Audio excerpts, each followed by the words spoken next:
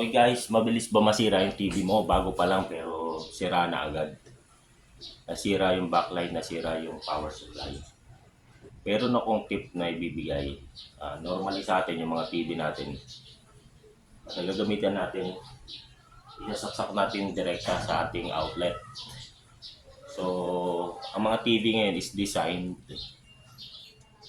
with boards, power supply. Although yung mga dating lumang TV, ganun din naman, may board rin naman. Pero yung mga TV ngayon, ng mga flat screen, smart TV, masyadong sensitive. So, ito tip lang ha, kasi marami kong mga kaibigan. TV nila, ilang buwan pa lang, sira na.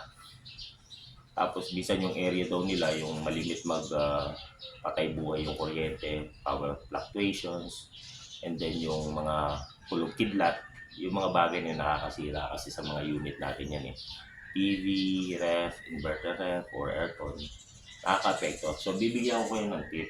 Doon sa mga nakakalam na, so you can skip this video. Pero doon sa mga hindi pa, nilagyan ko ng EVR. So, kahit 500 watts lang yung TV ko.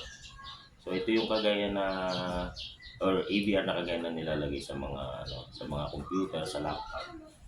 So, gamitan nyo nito. So, isasaksak nyo lang yung EVR sa outlet and then switch on. Pagkabuhay, dito nyo nasasaksak yung TV nyo. So, ano nga bang pakinabang yan?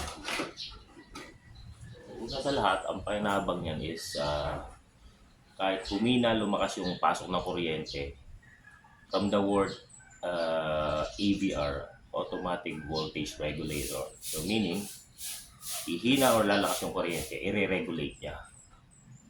So, meaning, yung supply na i-input sa ating TV is stable. Hindi siya sobrang lakas, hindi sobrang baba, kundi natural lang or standard supply.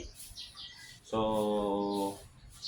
eto nasabi ko lang kasi sa dami kong mga kaibigan, kapamilya, mag-anak, masisira yung TV nila sa maiksing panahon. So ito, sa akin, 3 years na to, walang nagiging issue yung TV na to. So, na-analyze ko lang bilang technician ako and then electrician din na hindi lang computers or monitors ang dapat may AVR. Kahit yung TV natin, gamitan natin. Kasi magkano lang naman to, wala pang 500 yung ganito, yung 500 watts. Pero tatandaan nyo, kung 500 watts lang, TV lang talaga or monitor, huwag nyo gagamitan ng mga ref kasi hindi niya kaya. So, ito in-order ko lang to sa Shopee, yung mga ganito. Yung desktop computer ko sa loob, meron din sarili, dito meron din.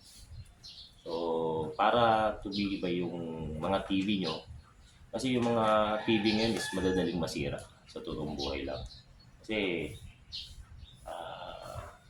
yung kada isang parts ng ating board or ng power supply, isang pyesa lang masira doon, so sira na, di ba? So, meaning, ang liliit lang niya. So, mabasted lang ang isa doon. Damay-damay na maapektuhan yung iba. So, kung gusto nyong maiwasan na mangyari yung gano'n, yun lang, simple tip. Gumamit kayo ng AVR. So, hindi lang siya parang para sa computer, kundi sa TV rin. Kasi sa akin, wala nagiging issue yung TV ko. Ilang taon na yung TV ko. So, yun lang, simple tips lang. So, pa-like and share and then follow po. Marami pa po akong i-upload. Sa totoo lang, nagsisimula pa lang akong mag-tutorial. Kasi before, meron na akong YouTube channel.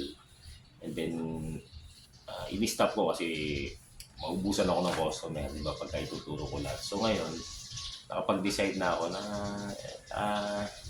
ipipresent ko na sa mga friends, followers, yung mga skills na meron ako. Wala namang kapalit. Yun lang. Siyempre, para makatulong rin sa inyo. Sa halip na magastusan kayong mahal, bibili kayo ng bago or magpaparepair. Kung pwede namang iwasan sa halagang kulang-kulang 500, isaksakin nyo sa power supply or AVR yung mga TVs nyo. So, okay na. Okay? So, yun lang guys.